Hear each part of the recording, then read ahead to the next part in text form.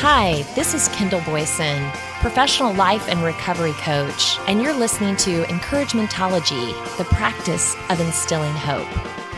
Hi there. Thanks for joining me. On this show, our goal is to find forgiveness so that we may flourish, embracing health and growth. We've all heard it before. Holding on to a grudge hurts you more than the other person. Anger begets more anger, and forgiveness and love lead to more forgiveness and love. But forgiving, even ourselves, is no easy business. The seeds of hurt run deep, and many make the act of forgiveness, but never truly let go and move forward. Fortunately, there is a path and a roadmap to freedom. Start by acknowledging the hurt and your feelings about it. Then, try to understand the perspective of the person who hurt you or your capabilities and accountability. The next step is a decision. Decide to forgive, letting go of resentment and the desire for revenge. When you see the clearing, work on rebuilding trust and moving forward with a focus on healing and growth. Pain is inevitable. Suffering is optional. Forgiveness is complex, which is both frustrating and assuring. I say this because if taken lightly, we're leading lukewarm lives. With great love comes great sorrow. To be hurt deeply, you have to feel deeply. So in this, it's both a blessing and a curse. I hold no grudges. I can seriously say that. It might be purely selfish, but it takes too much energy and focus to hold on to anger. Oh, sure, I've been wronged, at least it felt like that. But then what? If you can't get the satisfaction or an authentic apology and penance, then how do you move forward? You just do, because without a satisfactory resolution, it's a choice to move on without it. It's important to understand that people are just people, flawed, imperfect, hopefully evolving and growing at their own rate. Not everyone is going to be on your page. Respond as you respond and do as you do. If you didn't already know that, let me reiterate. Move on. Waiting around for this type of utopia is a worthless vigil. Passion and a zest for life are not defined by extremes. Even in moments of lukewarm feelings, choose to be slow to anger and quick to forgive, embracing a balanced and compassionate approach to living. Dr. Tyler J. Vanderwill shares the power of forgiveness found at psychologytoday.com. We've all been hurt by others. Sometimes those wounds last for a long time. It can be difficult to know how to deal with such hurts or with those who have inflicted them. One approach is to bury and suppress the wounds, but often they then remain with us and reemerge. Another approach is to let the wounds fester, to ruminate upon them and upon anger, and possibly seek revenge. Sometimes that revenge may help pacify one's outrage. At other times, it may not. An alternative approach to dealing with the hurts we all experience is forgiveness. We might define forgiveness as the replacement of ill will towards an offender with goodwill. Conceived as such, forgiveness is distinct from excusing or condoning the action. It's distinct from reconciliation, and it doesn't require forging justice. Forgiveness does not entail ignoring issues of responsibility and accountability. One can forgive an offender and hope for his or her ultimate good, while also pursuing a just outcome. One can also forgive an offender without necessarily seeking a restored relationship. This point is especially important in cases like repeated violence or abuse, where the ending of the relationship may be the best for the victim and the offender alike. Likewise, because forgiveness and reconciliation are not identical, one can also forgive even if the offender has passed away. In conflicts, both parties are hurt, and forgiveness can be helpful in both directions. Prior research on forgiveness has included randomized trials of forgiveness interventions and long-running analysis of observational data. This research has indicated that forgiveness lowers depression and anxiety. Forgiveness can, over time, help free the victim from the hurt, rumination, and suppression of the offender. And again, one can pursue forgiveness and justice simultaneously. Most prior forgiveness interventions have required many sessions with a trained therapist. In our most recent randomized trial study, we've examined whether the past 30 years of work in clinical psychology on forgiveness could be distilled into a self-guide workbook that could be effective at promoting forgiveness and improving mental health. The workbook we studied employed Everett Washington's REACH model of forgiveness, where each letter of REACH stands for a different part of the process. The R stands for recall. Recall the hurt and let the emotions associated with it surface. Don't suppress them. The E stands for empathize.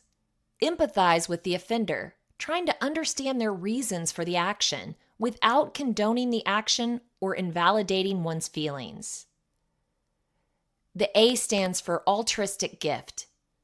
Realize that forgiveness is an altruistic gift that can be offered or withheld, and realize also that one has oneself sometimes done wrong and has been forgiven. The C stands for commit.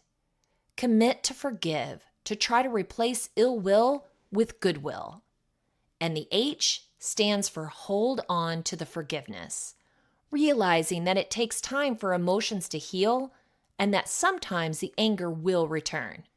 We carried out a waitlist randomized trial to examine the effectiveness of this forgiveness workbook. The study had about 4,500 participants in 5 relatively high conflict countries: Colombia, South Africa, Ukraine, Indonesia, and Hong Kong. Happily, the workbook was indeed effective at increasing forgiveness. Those who received the forgiveness workbook immediately reported experiencing higher levels of forgiveness. Moreover, there was also evidence from the trial that the forgiveness workbook lowered depressive symptoms and anxiety symptoms, and that it increased hope. There was also evidence that it increased various aspects of flourishing: happiness, health, meaning, character, relationships, and even a sense of financial security.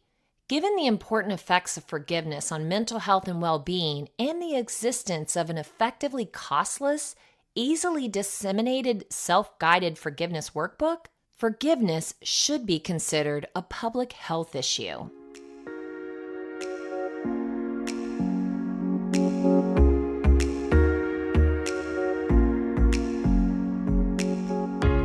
There are, of course, difficult moral questions around forgiveness that are important in their own right, but also important in thinking about forgiveness in the context of public health. Are there limits to forgiveness?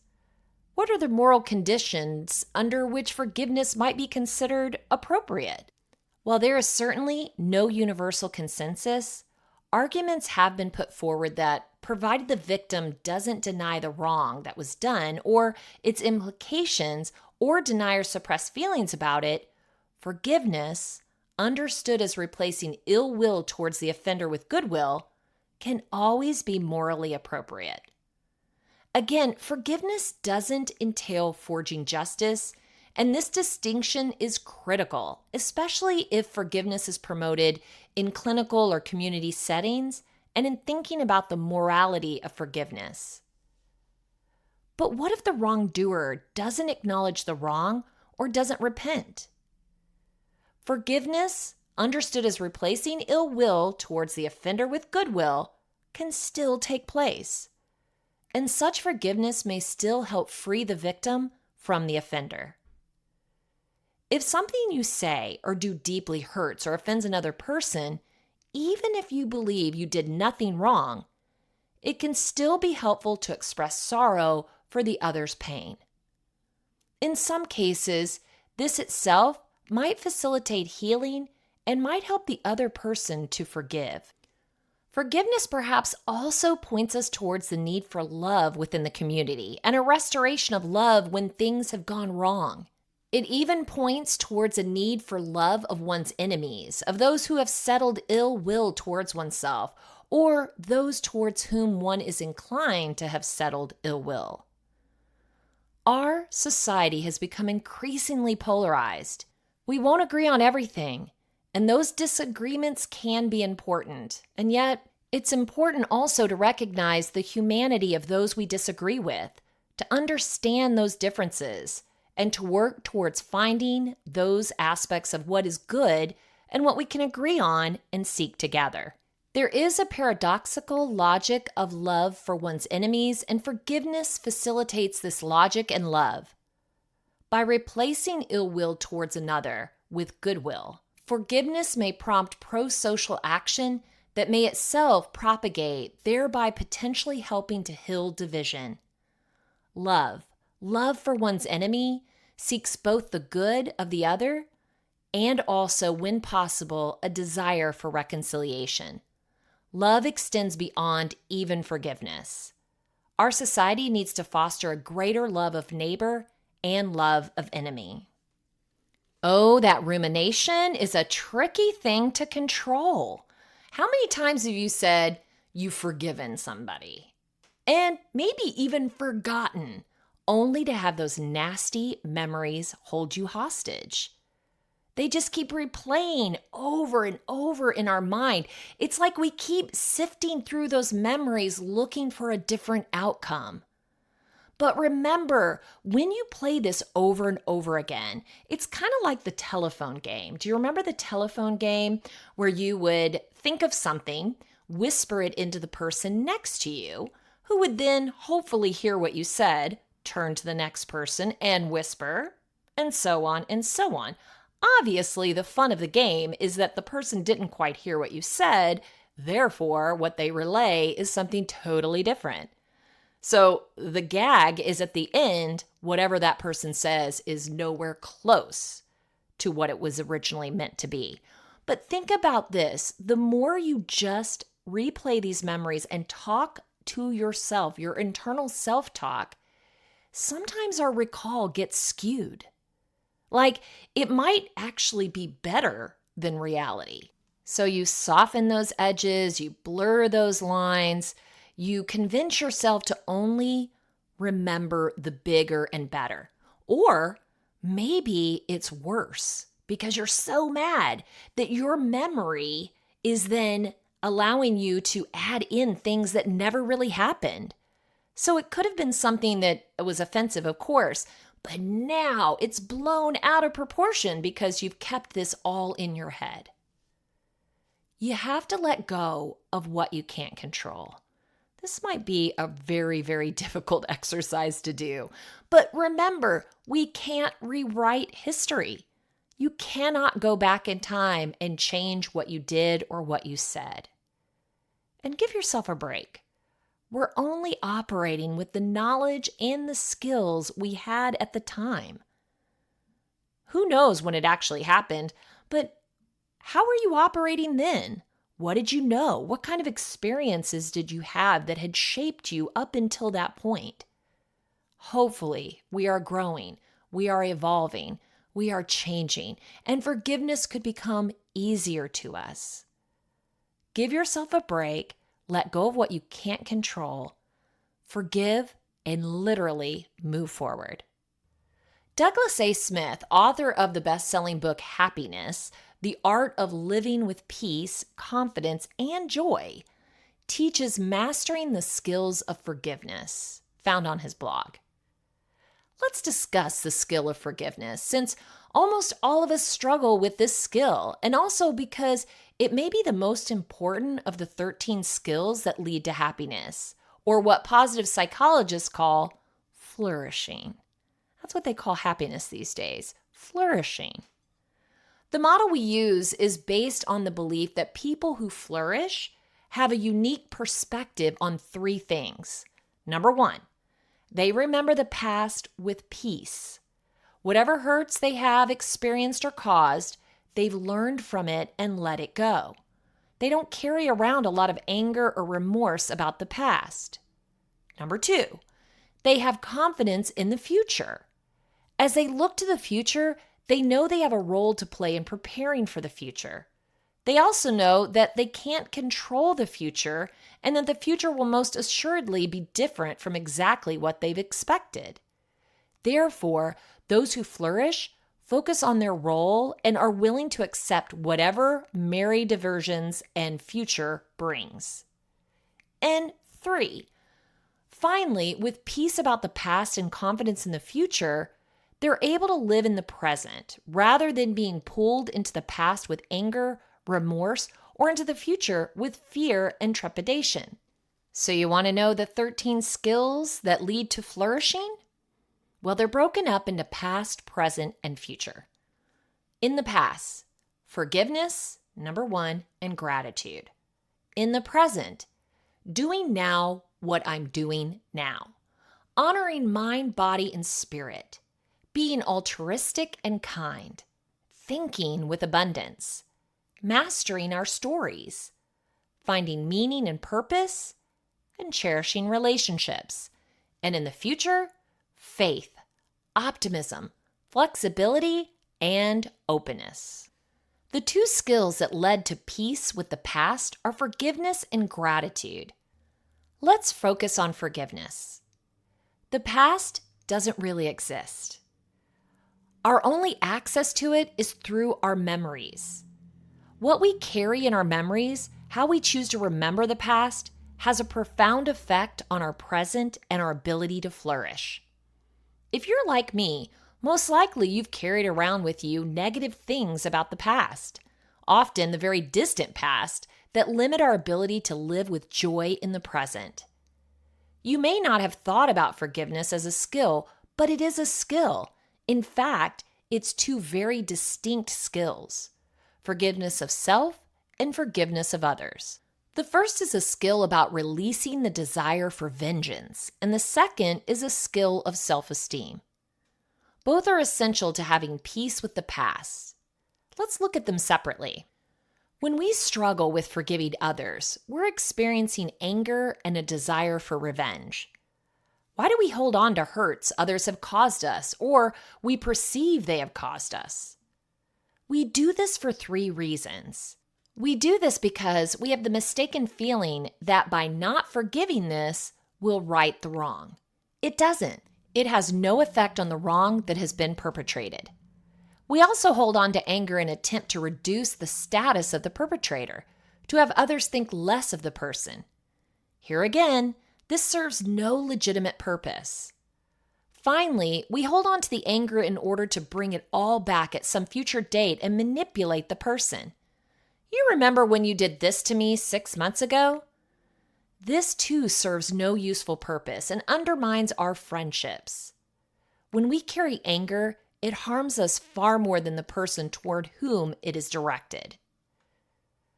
Now, most of us are pretty good at what is called transactional forgiveness, or where the perpetrator has apologized and we've become the victor as opposed to the victim. What is considerably more difficult is practicing unconditional forgiveness, or forgiveness where the other person feels no remorse about what they've done and has not apologized. This is a skill that is unique, but one that is at the core of flourishing. The daughter of the minister killed by Dylan Roof in a church in Charleston, South Carolina, captured unconditional forgiveness. At Dylan Roof's arraignment, she said, "You cannot have my joy. It's not yours to take. I forgive you. I hope God will have mercy on you." If we are to have peace with the past, we must be able to forgive unconditionally, for without it, our ability to flourish is bound up with the very person who has offended us.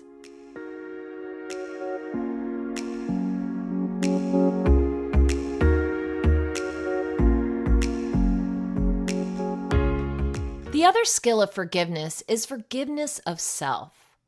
When we knowingly do someone else an injustice or cause another harm, we naturally feel remorse for having done so. This sense of remorse has a useful purpose.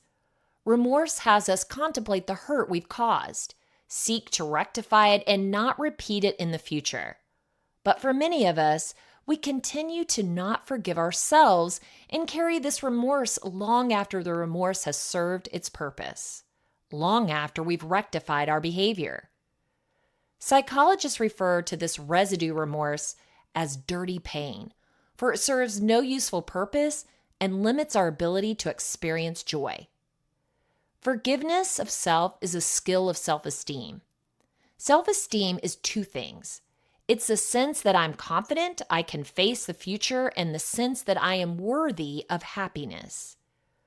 When we correct our behavior and then forgive ourselves, we're practicing self-esteem in that we're demonstrating our worthiness of forgiveness, our worthiness of happiness.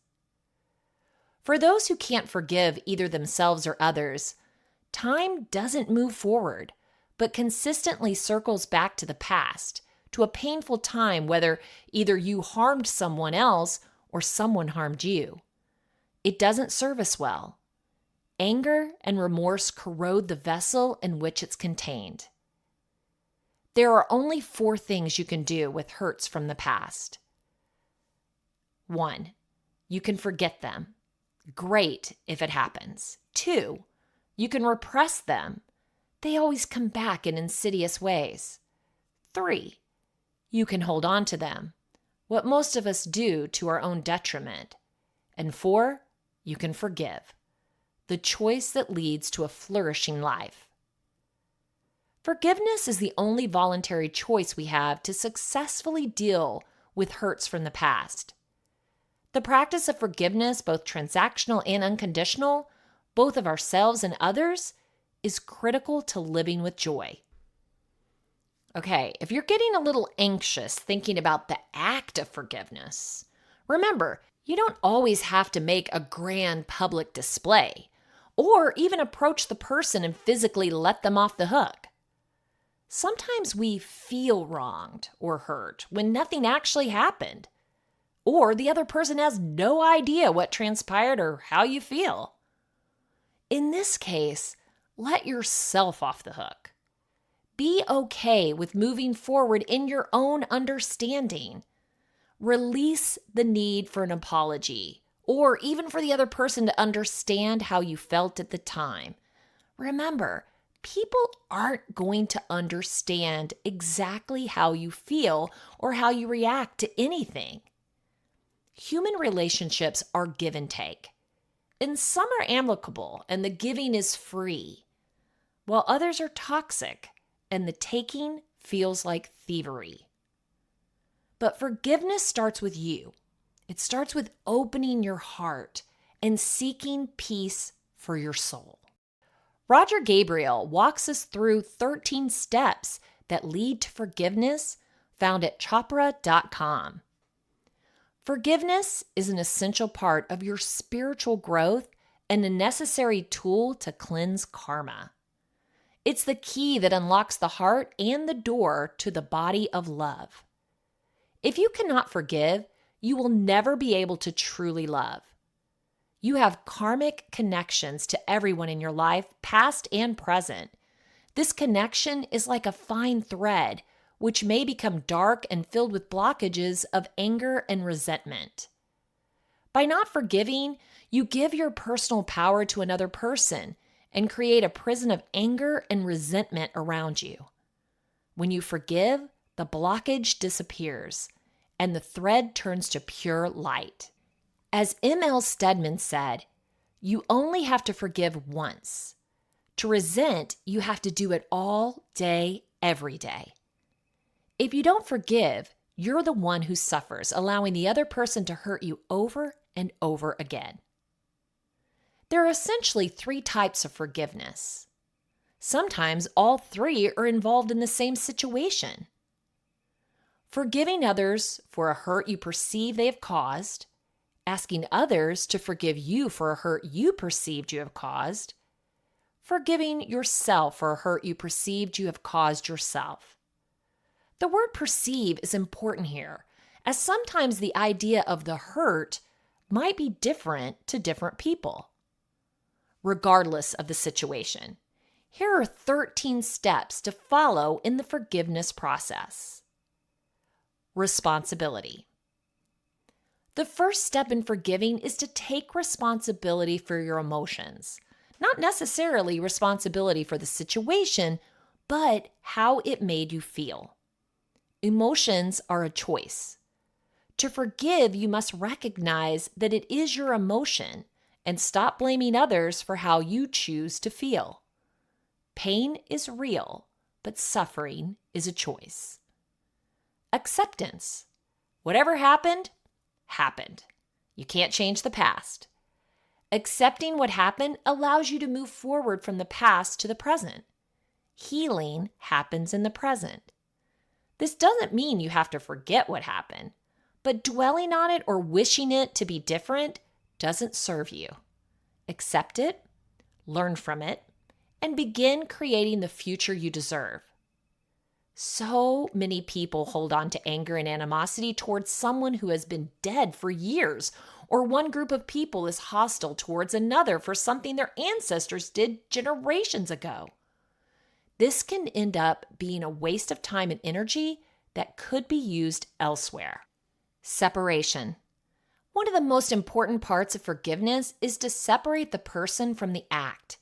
There are many acts which can never be forgiven. Murder, rape, child abuse, etc. However, you can forgive the person who committed the act. Focus your forgiveness on the person, not what was done by the person. Release. Whatever emotions you're still feeling, anger, sadness, fear, guilt, are the stress and toxicity locked into your physiology, diminishing your quality of life. Take some time to be quiet. Be aware of the emotion mentally, and then feel it physically in your body. It will show up as some pain, tightness, or other discomfort. Now, do something physical to release the sensation. This could be jumping, running, shouting, or breathing forcefully. Whatever you do should require some effort. Imagine you are forcing that sensation out of your body. Understanding. Next, see if you can begin to understand why this person might have done what was done. What was going on in that person's life at the time? Maybe put yourself in that person's shoes and ask yourself, what would it have taken for me to do that? How much pain and suffering or distorted thinking would I have to have had to experience that? Remember, everyone, including you, is doing the best they can from their level of awareness, no matter how confused that might have been at the time. Karma. Karma is a complex subject and sometimes hard to accept. From a Vedic perspective, everything is the result of karma. So whatever has happened to you was the result of some previous act of yours. Consider, therefore, that the person who you feel hurt you was creating future karma for themselves, but was also the postman delivering your karma. Opportunity. Every experience or situation holds the gift of an opportunity for growth. If you view your life as problems, you miss these gifts.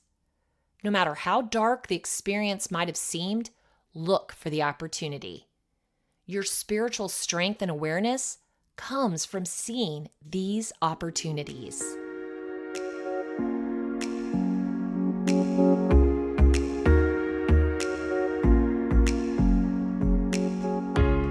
Meditation. Meditation is a powerful tool that can help you in the process of forgiving. A silent meditation takes you beyond the mind, beyond thought. It allows you to naturally release the blockages that are causing your suffering. A lack of forgiveness creates limitations in your life. Meditation allows you to look beyond the problem and open you to the realm of infinite possibilities. Meditations bring clarity of thinking and opens your heart, bringing compassion and understanding.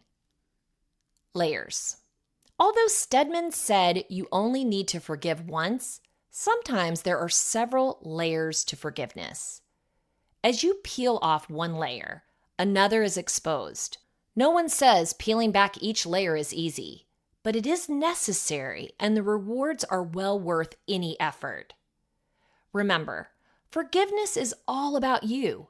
Even though it may sound selfish, it's necessary for you to reach a place of comfort within yourself before you can help anyone else. Keep digging until you find that peace. Forgive, and maybe even forget. If you can forgive and forget, that's great. However, this isn't necessary. If someone has harmed you, forgiving doesn't mean you have to spend the rest of your life with them. If the person committed a crime, forgiving doesn't necessarily mean they shouldn't be legally punished. Forgive, but use your common sense. Learn from the experience. Share. If the situation involves another person close to you, sharing your feelings and allowing the other person to share their feelings can create a strong, meaningful relationship moving forward. However, only do this if both of you are ready. Writing a letter to the other party, expressing your feelings and addressing forgiveness can also be a useful tool when a face-to-face dialogue isn't possible. There's sometimes no need to even send the letter. It can be just for your benefit. Awareness. Like so many other things in your life, the best approach is prevention. If you live your life consciously aware of your choices, hopefully you'll avoid situations that could be hurtful. If you do find yourself in such a situation, the sooner you can process your emotions, the less you'll have to forgive in the future. The process of forgiving in the moment or forgiving something from the past is essentially the same process. Freedom. As previously mentioned, forgiveness often has many layers, but you'll know you've truly and fully forgiven something or someone when you can face it with no emotional charge. Processing any emotion isn't comfortable, which is why you often keep putting it off. But it is worth it. When you forgive, reward yourself. Enjoy the lightness, empowerment, and the freedom forgiveness brings. If you're in need of forgiveness, let's follow this meditation. So, get comfy. Shake it out. Ready? Close or open your eyes, whichever is more comfortable. Think of all those you may need to forgive for hurting you. Can you forgive them? Think of those you've hurt. Can you ask for forgiveness? Reflect on the fact that everyone, including you, is always doing the best they can in any moment. Are you holding onto guilt? Can you forgive yourself? Choose one person you need to forgive. What emotions are you feeling? Where are you feeling them in your body? Is there discomfort there? Breathe deeply into that area of your body.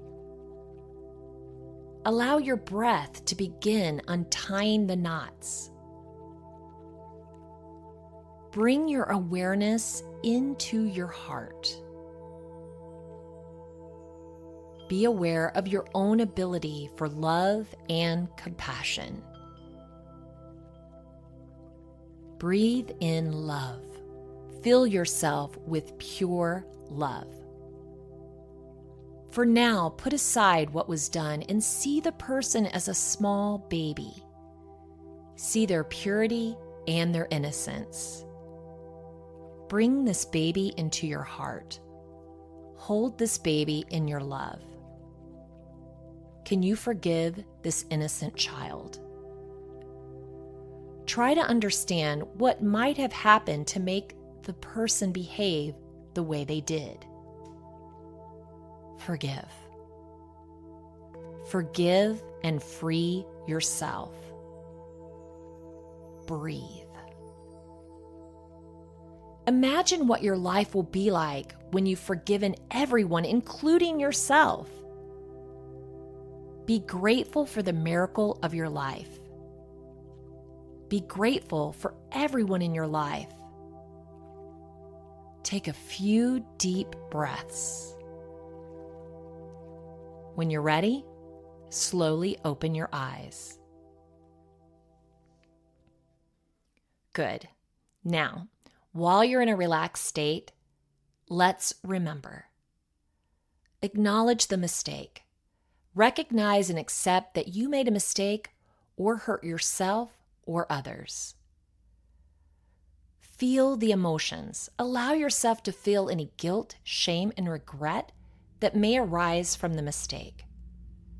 Practice self-compassion. Treat yourself with kindness and understanding, recognizing that everyone makes mistakes and that you're worthy of forgiveness. Reflect and learn. Reflect on the mistake and consider what you can learn from it to avoid repeating it in the future. Apologize if necessary. If your mistake hurt others, consider apologizing and making amends to those affected, or at least be willing to do it in your heart. Let go of perfectionism. Accept that you're human and that making mistakes is a natural part of life. Focus on the present. Instead of dwelling on the past, focus on the present moment and how you can move forward in a positive way. And seek support. Talk to a trusted friend, a family member, or a therapist about your feelings and experiences to gain perspective and support. Forgiving yourself can be a challenging process, but it is an important step toward healing and moving forward in a positive way.